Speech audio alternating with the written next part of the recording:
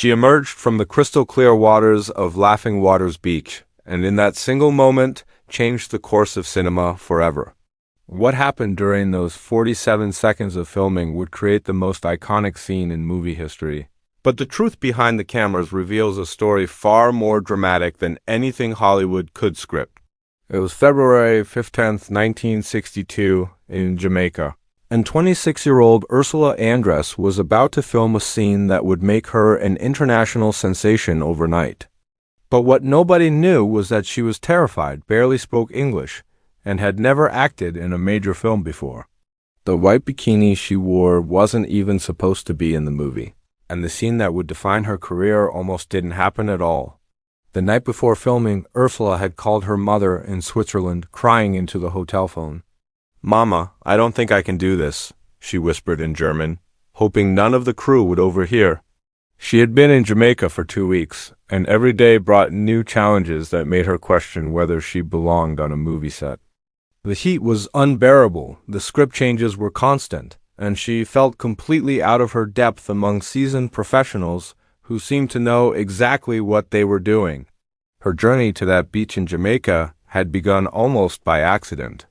Ursula had been working as a model in Rome when a photographer showed her, pictured to a casting director who was desperately searching for the right woman to play Honey Rider. The character, as written in Ian Fleming's novel, was supposed to be a mysterious, beautiful woman who could hold her own against James Bond. But finding an actress who could embody that combination of strength and sensuality was proving nearly impossible. Dr. No was Sean Connery's first outing as James Bond, and the producers were taking enormous risks. The budget was tight, the locations were challenging, and they had cast a complete unknown as the film's most important woman. Ursula Andress, a Swiss model with striking features and an accent so thick that her lines would later have to be dubbed, was chosen not for her acting ability, but for one simple reason. She looked like every man's fantasy walking out of the ocean. The casting process itself had been challenging. Dozens of actresses had been considered for Honey Rider, but they needed someone who could match Sean Connery while bringing her own unique presence to the role. When Ursula's photograph first landed on producer Cubby Broccoli's desk, he stared at it for several minutes. There was something about her face that captured exactly what they were looking for. The screen test in Rome had gone well despite Ursula's nerves. While her English was heavily accented and her acting experience minimal, she had a natural magnetism that translated beautifully to film. The decision to cast her was made within 48 hours, but it came with significant risks. But that morning on Laughing Waters Beach, everything that could go wrong was going wrong. The crew had been battling technical problems for days. The Jamaican sun was brutal, the equipment kept overheating, and the local extras were struggling with the language barrier. Director Terrence Young was under pressure from the studio, and everyone knew that this beach scene had to be perfect. It was the moment when James Bond would meet Honey Rider, and it had to capture the essence of everything the Bond franchise would become: sophistication, sensuality, and danger. Ursula stood at the edge of the water, wearing what would become the most famous bikini in cinema history.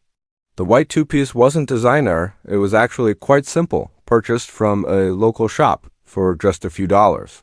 But something about the way it contrasted with her bronze skin and the azure waters of the Caribbean made it look like the most elegant costume ever created. What happened next would be talked about for decades. As cameras rolled and Ursula began walking out of the water, something magical occurred that nobody had anticipated. The way the sunlight caught the water droplets on her skin, the confident stride despite her nervousness, and the mysterious smile that suggested secrets only she knew combined to create something that transcended typical movie making. But here's what the audience never saw. Between each take, Ursula was actually panicking. Her English was so limited that she could barely understand the director's instructions. She had never worked with underwater cameras before, and the Caribbean currents were stronger than expected. During one take, she was pulled under by a wave and came up coughing and disoriented. Sean Connery, who was waiting on the beach for his cue, actually rushed into the water to make sure she was okay. The chemistry between Ursula and Sean was immediate and electric, but it created problems that went far beyond what the cameras captured. From the moment they met, there was an undeniable attraction that made the entire crew uncomfortable. Sean was married. Ursula was involved with someone back in Switzerland. But the way they looked at each other during filming was so intense that director Terrence Young had to constantly remind them they were making a family film. During the famous scene where Bond first sees Honey Rider emerging from the water, Sean's reaction wasn't entirely acting. He genuinely was mesmerized by Ursula, and his somewhat stunned expression was completely authentic. The way he delivered his line, "I'm James Bond," had a slightly breathless quality that perfectly captured what millions of men would feel when they saw Ursula on screen. But the most dramatic moment happened during what was supposed to be a simple dialogue scene on the beach. As Ursula and Sean ran through their lines discussing shells and her father's death, something shifted in their performance. What had been scripted as a casual conversation between two characters became something much more intimate and charged. The way Ursula delivered her lines about being alone on the island, the way Sean listened with genuine fascination, created a subtext that was far more sophisticated than anything in the original script. The crew noticed it immediately. Camera operator Johnny Jordan later said that watching Ursula and Sean work together was like witnessing some kind of chemical reaction. They brought out something in each other that elevated the entire production. Ursula, who had been nervous and uncertain during earlier scenes, suddenly became confident and magnetic when working opposite Sean. And Sean, who could sometimes seem almost too smooth in his Bond persona, showed a vulnerability and genuine interest that made Bond seem more human. However, what really happened during those beach scenes went far beyond professional chemistry. Between takes, Ursula and Sean would continue their conversations, and a genuine friendship was developing that would last for decades. But there was also undeniable romantic tension that everyone on set could feel.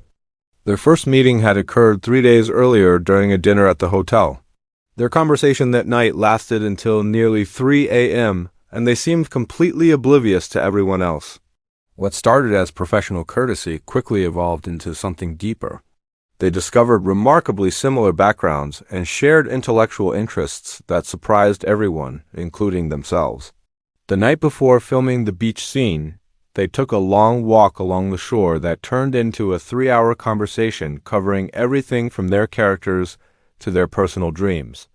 By the time they returned to the hotel, both knew that their on-screen chemistry would be effortless because their off-screen connection was so genuine.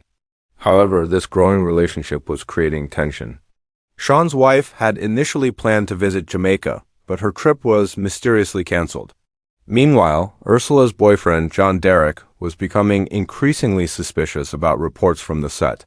The situation became even more complicated when Ursula's boyfriend, director John Derek, arrived unexpectedly on set. Derek had been suspicious about reports of his girlfriend's chemistry with her co-star, and he showed up unannounced to observe the filming. What he saw during that beach scene apparently convinced him that his suspicions were justified. The way Ursula looked at Sean, the way she laughed at his jokes between takes, and most importantly, the way she seemed to come alive when he was around, all suggested that something significant was happening. That night, there was a confrontation at the hotel that nearly shut down production. Derek demanded that certain scenes be rewritten to minimize physical contact between Ursula and Sean. He wanted a different actor to double for Sean in wide shots, and he insisted on being present for all future filming. Producer Cubby Broccoli had to negotiate a delicate solution that kept Derek happy while preserving the chemistry that was making the Bond film special.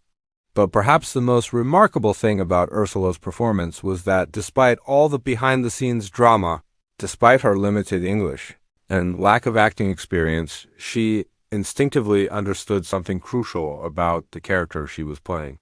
Honey Rider wasn't just a pretty woman in a bikini. She was supposed to be mysterious, dangerous, and independent.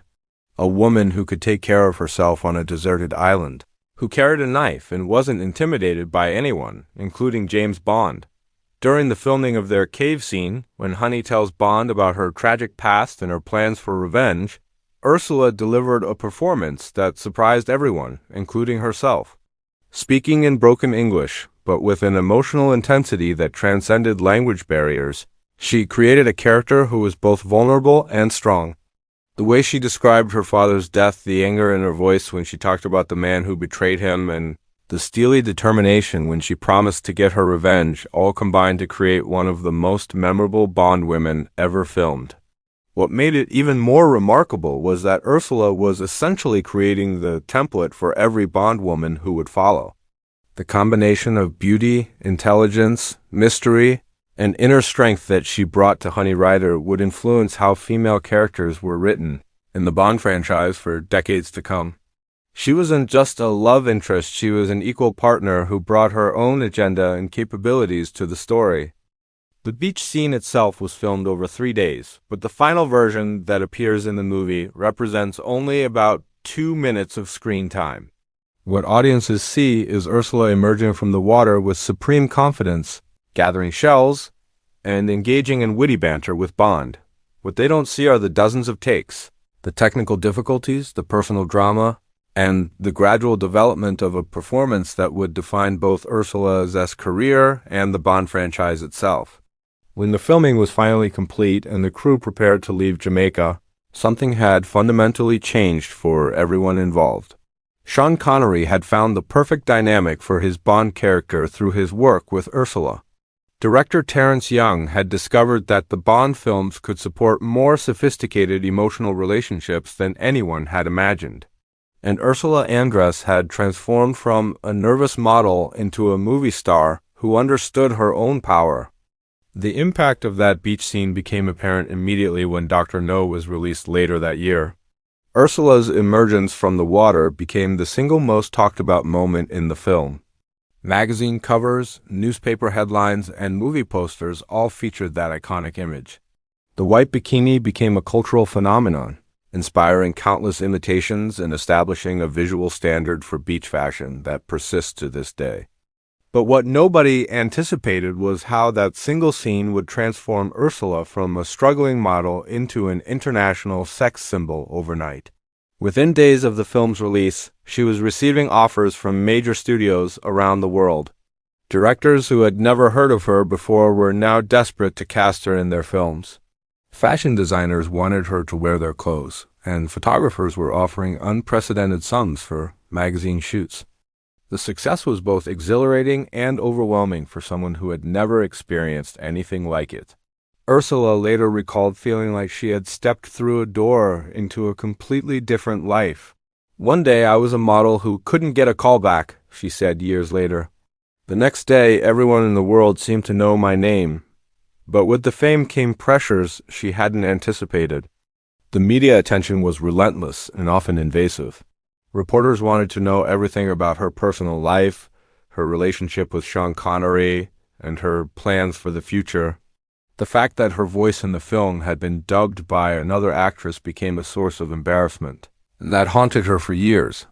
Critics questioned whether she was a real actress or just a pretty face who had gotten lucky. However, what sustained Ursula through those challenging early years of fame was the knowledge that she had created something genuinely important. The character of Honey Rider had struck a chord with audiences around the world, particularly with women who saw in her a new kind of female character. She wasn't a damsel in distress or a mere decoration. She was capable, independent, and equal to any man, including James Bond. The financial rewards were substantial. The success of Dr. No led to a multi-picture deal with United Artists and endorsement offers that made her one of the highest-paid actresses of her generation. But perhaps more importantly, it gave her the power to choose her roles and work with directors who respected her intelligence and talent. Years later, film scholars would recognize that Ursula's performance in Dr. No had helped establish many of the visual and character elements that would define the Bond franchise. The exotic locations, the beautiful and capable women, and the perfect balance of romance and danger all found their first perfect expression in that beach scene in Jamaica. But the real measure of the scene's impact was its lasting influence on cinema itself. The combination of natural beauty, sexual confidence, and mysterious danger that Ursula brought to Honey Rider created a new archetype for female characters in action films. She proved that women in these movies could be more than just prizes to be won or victims to be saved. They could be complex, capable characters with their own motivations and agency. Years later, when Ursula was asked about those famous 47 seconds on Laughing Waters Beach, she would say that she had no idea she was making history. She was just a young woman trying to do her job well, despite being terrified and uncertain about everything. But perhaps that authenticity, that genuine vulnerability beneath the confident exterior, was exactly what made the scene so powerful and enduring. The white bikini from Dr. No sold at auction in 2001 for over $60,000, making it one of the most valuable pieces of movie memorabilia ever sold. But the real value of what Ursula Andress created that day on the beach in Jamaica can be measured in dollars. She created an image, a moment, and a character that would inspire filmmakers, influence fashion, and capture imaginations for generations to come. The technical aspects of filming that scene were more complex than they appeared. The underwater cameras were still new technology in 1962, and the crew had to experiment with different approaches. The lighting had to be precisely calculated, and multiple cameras captured every angle of her emergence. What audiences saw as a single moment was actually composed of shots filmed over several days and carefully edited together. The sound design was equally important. The waves, splashes, and musical score by Monty Norman all had to be perfectly balanced. Behind all this technical precision was a deeper understanding of what the scene needed to accomplish dramatically. It wasn't just about showcasing Ursula's beauty or creating a memorable image. The scene had to introduce Honey Rider as a character and establish her relationship with Bond. In just a few minutes of screen time, audiences had to understand that this was a woman who could match Bond's confidence and sophistication. The influence of that scene extended far beyond the Bond franchise. It became a template for how female characters could be introduced in action films, and its visual impact inspired countless imitations and homages. From the beach scene in Die Another Day featuring Halle Berry to the water emergence scenes in films like 10 and The Blue Lagoon, Ursula's iconic moment became a touchstone for filmmakers around the world. Today, more than 60 years later, that scene remains as iconic as ever. It represents not just a perfect moment of movie magic, but a reminder of how sometimes the most memorable performances come from actors who are willing to be vulnerable, authentic, and true to themselves, even when they're terrified and don't know what they're doing. The young Swiss model who walked into those Caribbean waters as an unknown emerged as one of cinema's most enduring icons, proving that sometimes the most powerful moments in film history happen when cameras capture something real, something honest, and something genuinely beautiful. In those 47 seconds on Laughing Waters Beach, Ursula Andress didn't just create a character or deliver a performance. She created a legend that continues to captivate audiences and influence popular culture more than 6 decades later. When asked in later interviews about the secret to that scene's enduring power, Ursula would often say that she thinks it worked because she wasn't trying to be anyone other than herself. "I was just a young woman walking out of the water," she would reflect. But sometimes, if you're very lucky, that's enough to change everything.